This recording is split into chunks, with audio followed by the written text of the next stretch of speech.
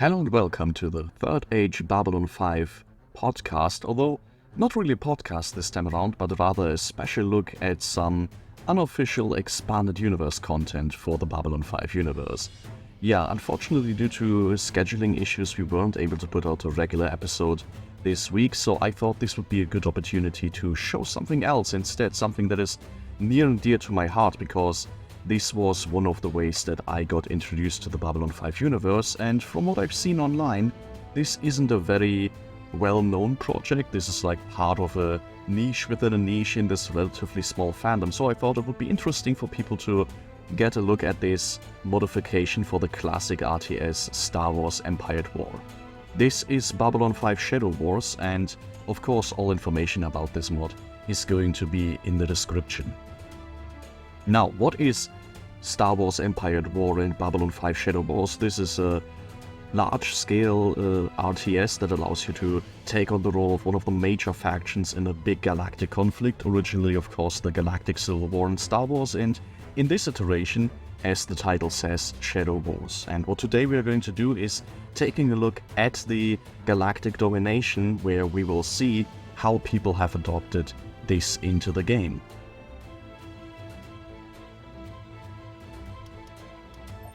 Without further ado, let's dive straight into the Galactic Conquest. We are going to play as the familiar Earth Alliance, and we are going to play on easy mostly because this is simply about showing off what this mod can do. We are maybe going to have a more serious playthrough at some point in the future if people are interested in that, but for now, let's keep things nice and simple. Now, for those people who aren't familiar with the game, especially with this modification, in this Galactic Conquest mode you have a map of all known sectors of the galaxy with the various systems and planets on there, and they all have two levels, or can have two levels, on the ground and in space. You also see me pushing around some heroes here. Of course, we have President Clark, who is going to return to Earth, where he will give us a slight bonus to building costs, and we have Mr. Garibaldi, currently in the fangs of Psychor, it seems like, who is able to perform assassinations for us, so that's going to be something interesting. You also see Mr. Bester there. Apparently, like, Black Omega Squadron got quite a bit of an update here, and he is ready to go as well. As we take stock of Earth Alliance space, you can see that some of these sectors are grayed out, currently taken over by raiders. As with any early season of Babylon 5, of course, they are a problem that we will have to take care of. Beyond that, we are building a lot of credits mines here because, of course, Earth Alliance needs a strong economy. You also see some special units there. This was the Psychor Mothership, a retrofitted passenger freighter. Pretty expensive to build this one, and probably playing as Clark quite dangerous to engage with, so we will abstain from that for a little bit, but we are going to start building off our Earth Force Navy a little bit with some Thunderbolt scouts and a lot of repair ships that are now coming online. Really nice that they're reusing the model of Catherine's Explorer vessel there. For a ship nut like me, this is of course one of the best parts of the game, getting to see fan interpretations of all the different vessels that are in game here. Of course, we have some Hyperion cruisers that are very famous early on in the show. We have different Staff Hero variants, including the fairly famous Badger, and ground forces, which in the show we little to never see them properly, but there was an entire Gropos themed tabletop war game, so it's nice to see a little bit of that. The galactic map, of course, expands beyond Earth space. We had the Centauri Republic there, the League of Unaligned Worlds, and here the space of the Minbari Federation. Epsilon 3 already is, of course, already in here, where we would find Babylon 5 if we ever get this far, and to the far east there, the Narn homeworld. You'll also note that, of course, the game is currently in German. A surprising number of mods for Babylon 5 content in Homeworld, in the X series, and in this Empire at War was created by German development teams, and so we are going to use the German version of the game that just works a little better. Even so, some of the text is going to be missing, but you know, anybody familiar with the universe is going to recognize the pictures at least. There we have the famous Badger, the Thunderbolt, and also the Tango 7 attack vessel, something that Garibaldi is involved with at some point later on in the show. We are going to build a few of these badgers as well. If we are going to engage with raiders, we know from the show that they are pretty good at taking those atmospheric fighters out, so let's do a little bit of this. Meanwhile, Beta Durrani productions are starting on tactical rocket vessels, kind of an artillery ship, and even on the small picture here you can see they have the more white grayish tile pattern that we are familiar with from the later Warlocks. So this mod right now takes place somewhere during the Shadow War, where Earth obviously has access from these old Nova-class cruisers of the Minbari War right up through Hyperions, Omega-class destroyers, and the more future tech that only gets introduced later on.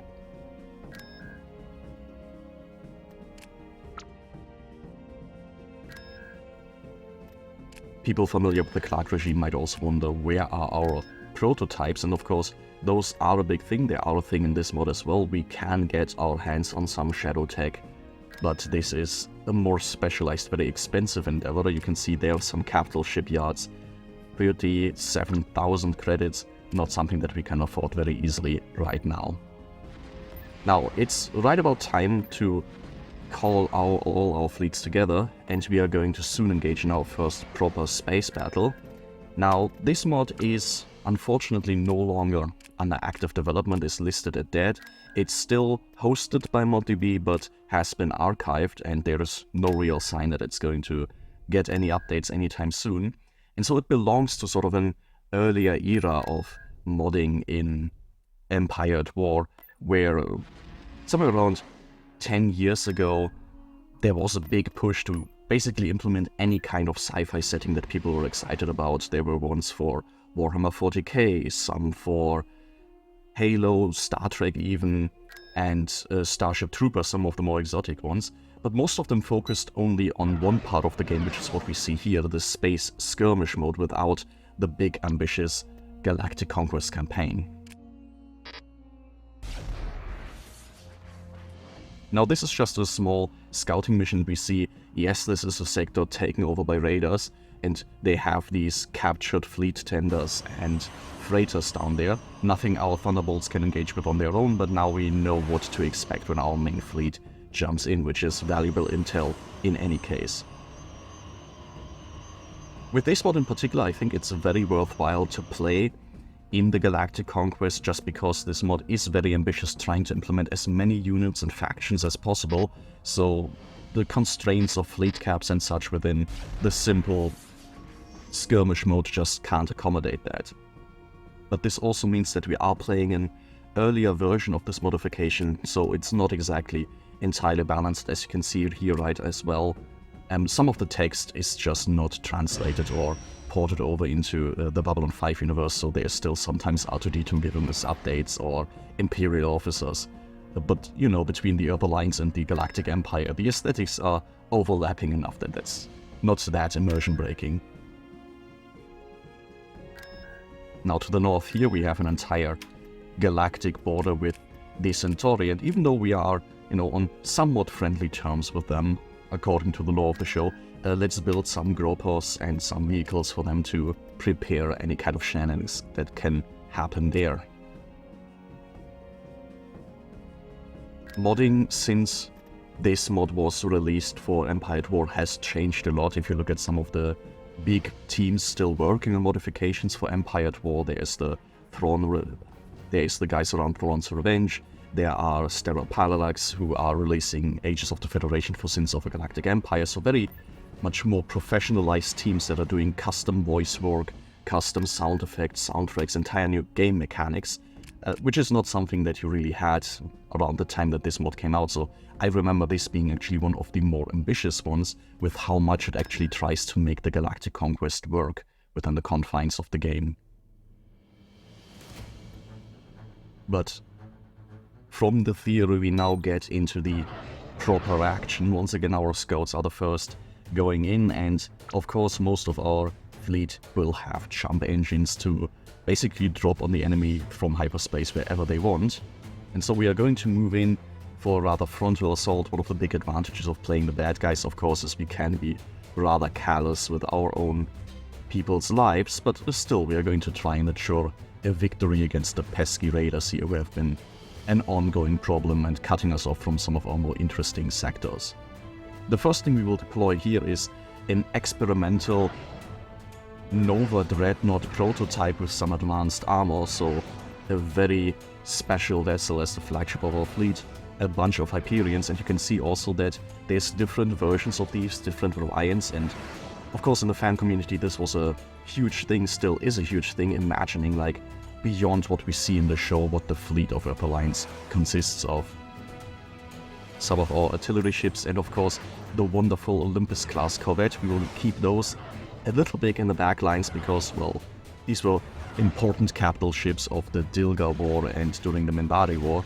Nowadays, even against the raiders, they might be a little bit underpowered, so we will keep them in the back lines, firing from afar against the waves and waves of raider fighter craft that are going to come in. Mr. Best on his modified Hyperion is also there. I guess it's good that somebody told him he shouldn't be riding his Black Star Fury in. That might be a bit too dangerous, so he's represented here with some special abilities only and has a capital ship of its own. Despite some texture glitches here, of course, it's wonderful to see the Hyperion represented in this game here with some blinking lights. I remember being like completely blown away by this mod in particular, looking just like the show when I was playing it for the first time. Of course, the show having rather outdated graphics helped with that a lot. And you will see a lot of the weapons effects and sound effects here are just swapped in from the Star Wars themed game, but still they took a lot of care of showing us a lot of missile barrages, shots and energy lances in the style of what we see from Earth Alliance in the show.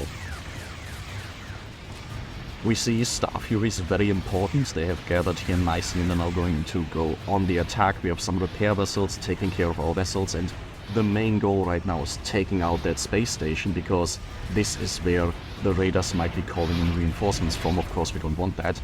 And as we deploy more fighter screens to keep our vessels safe, we will focus everything in, put some artillery barrages on the main part of the station, while the raiders are seemingly desperately scrambling any fighter they have and their tenders.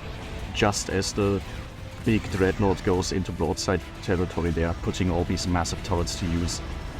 Most of the big ships of the raiders are already gone, or we do see in small there some of the motherships that we saw towards the end of the first season. Here, a wonderful shot of them being pursued by what looks like the better part of the Earth Alliance military.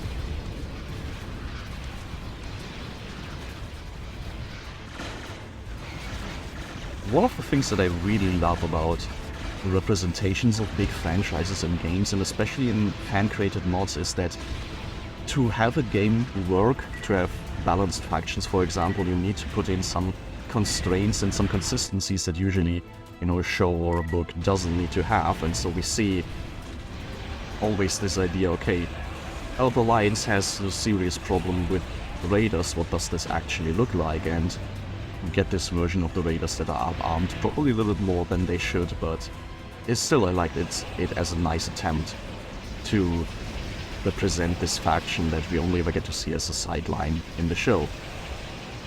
Here these containers with a little bit of turrets in there, so there's a nice amount of detail, and then we see it explode in just a little sprite. So obviously this mod is not entirely finished, it's not in a state where it's getting in many updates anymore, and completely in a different league, of course, than some of the mods that we see nowadays that have, you know, proper teams behind them.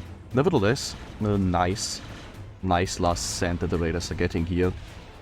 Especially satisfying to see the Nova, for example, in action once again, and some of these big energy shots of some of our more advanced Hyperion cruisers here. Probably something that the Earth Alliance would be seen doing a lot more in the show if it had the budget in it, sort of this development of new technologies as a newcomer to the Galactic stage. And here we have the victory screen right as we mob up the last of the raiders. Pretty good victory, and an important step because it connects sector 120 to 125, so our territory is a little bit more contained, a little more connected here. Which means for us, we are going to start a few scouting missions right here. We have Thunderbolt squadrons with this special sensor ability that we're going to send in the general direction towards the more populated areas of the galaxy. But, of course, as President Clark, winning victories against the pirates isn't quite enough. We will have to gain a few more forces and probably take something from the League of Online Worlds to show our dominant position on the galactic stage. Now, while this mod tries to portray a lot of the Babylon 5 universe, necessarily a lot of that is also going to be fairly repetitive, so for the purposes of this video we are not going to secure all of these individual asteroid sectors that have more or less the same radar garrison in there, although we are going to take a look if there's something interesting here before we move on further towards the core.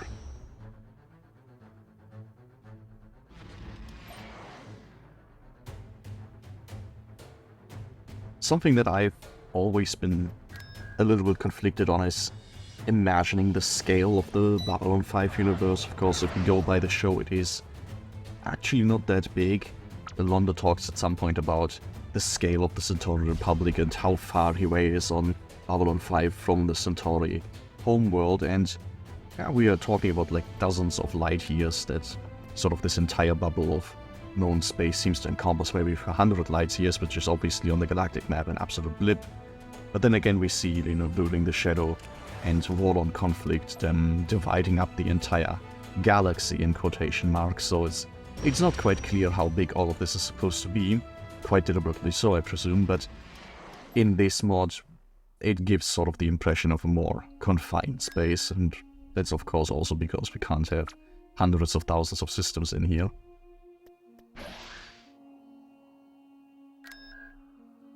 It's gonna be quite expensive to build up our fleet here completely, relying a lot on older vessels to bolster our numbers as we try to get some reinforcements in, because obviously any fight against, some opponents like Brakos or the Brakiri worlds, any of the major races in the League of Non-Aligned Worlds are going to be a tougher nut to crack than what we have here. And so we are going to try and find a weak spot here, maybe send Garibaldi in a little scouting mission there himself, although no heroes there for him to assassinate, so let's see if we can get some better information on this world going and maybe perform a little bit of a surprise attack that we can get an easy victory. Now, Clark is probably not going to be happy leading the charge there, so we leave him back on a homeworld where he can provide some economic bonuses, but we are going to move some of our ground forces there, Garopos included, because you can't take a planet very well without engaging in some proper planetary invasion. Once again, something that in the show we only get to see a few glimpses of, and what we see is actually quite horrific in boarding actions and, well, that one Gropos episode. And yeah, this mod expands on this quite a lot. Expands also on some of the Psycho's assets. We see here the Psycho mothership, which is equipped with a lot of rocket launchers, which themselves are a feature primarily of the Omega-class destroyer that was in the design but not ever properly used in the show, although of course we do get famously the global orbital defense god platforms during the attack on Earth at the end of the Earth Civil War. Now, with all forces slowly but surely consolidating, we are well on our way for a big charge right into the territories of those pesky Xenos. We're just going to sort through our fleet here real quick, and once things are organized, once our admirals have everything under control, we will be able to push into a new sector.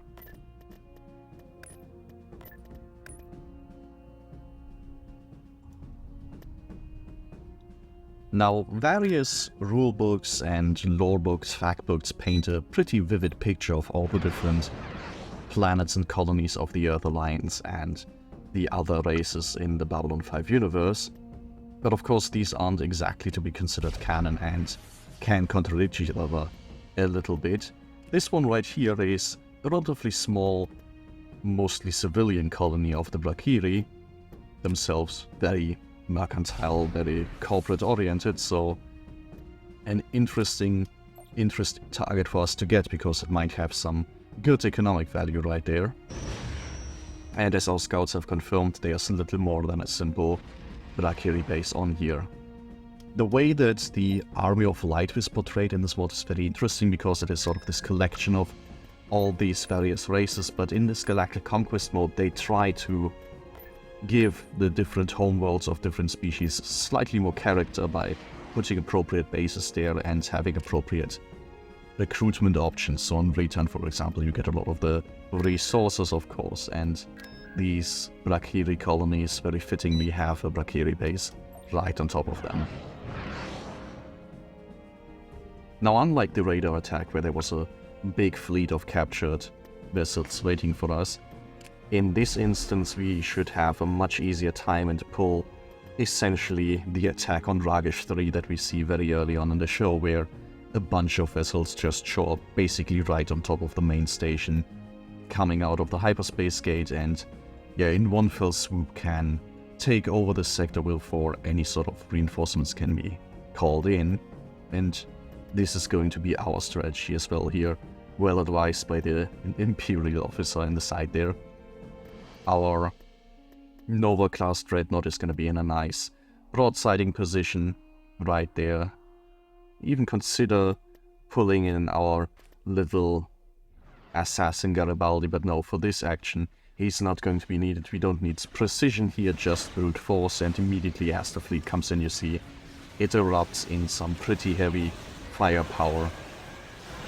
The station will try and call in some reinforcements here, and you see it spawn what looks to be a big Brakiri carrier, but yeah, almost immediately it falls apart and gets this wonderful damage animation. Our Star Furies are scrambling still, not really sure what to do, because yeah, these Brakiri fighters stand basically no chance, and so this is very much a surprise attack that is over as soon as it has begun. So an easy victory for us here in space, but of course space is only half the battle.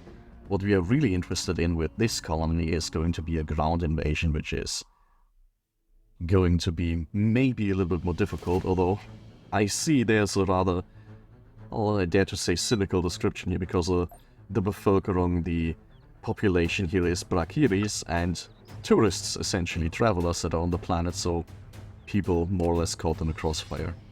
Our Gropos troops here are in the nice green drabs and flag vests that we see from the boarding troops as well. Let's put down one of these combat vehicle troops, which is interesting, that has like different variants of the same vehicle, including little troop transport dropped by these wonderful little shuttles. And the system here is quite simple. You try to capture points of interest, little building pads, bunkers and landing zones to get more capacity to drop even more troops and take over an enemy base that is going to be somewhere on this map here. Intel is quite limited,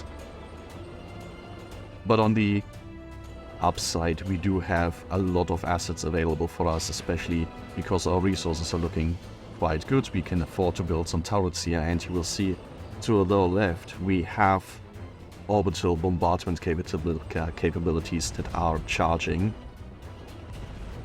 There we've seen little houses, human homes. These are leftovers from the Empire at War Star Wars iteration of this game, where you have Evox and Gungans and other local populations to contend with. In this case, let's just imagine that on this Brakiri colony some humans have built their summer houses and are in for a very bad time.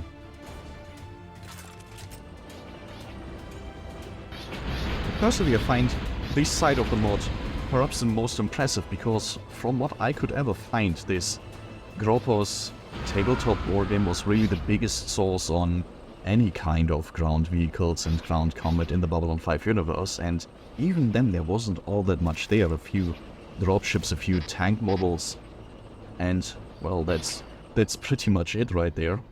And they really went all out here trying to imagine what the building structures, some of the turrets and such will look like. It's an interesting mix here of original work. We see some stray gunfire coming in here on the beach, but that's going to be not the most interesting for us. We obviously want to get from our quite literal beachhead further inland where the next landing zone is waiting.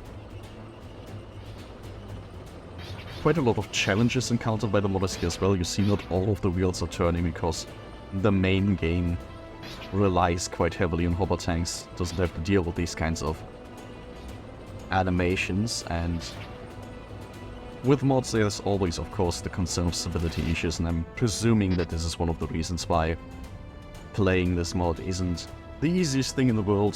Saves can be bugged quite easily, although that is usually resolved by running the whole thing in administer mode. But the occasional crash is still something that you need to expect, especially if you're deploying a lot of these more experimental things that the modders try to get everything in the right mood, in the right atmosphere for this universe. We see capturing a new landing zone under the flag of the Galactic Empire. Once again, probably not something that Clark is going to be too much concerned about, and this gives us the ability to drop a few more Gropus troops and, crucially, one of these wonderful little air units, which in this game in general, and in this modification especially, can have quite an important role, because anti-air capability is not something that comes for every unit very easily, which for example allows us to engage with the bunker here where a lot of Brakiri foot soldiers seem to have taken positions. Nothing our troops can't handle though. We will build a little repair tower here. You see us get one of these attack vehicles into the back lines where it is a little bit safe until it can get repaired, so that we get through all of this with minimal losses. Victories are great, but victories as costly as, you know, what we see in the Gropus episode are obviously not great for PR, and we are very concerned with our propagandistic appearances here, of course.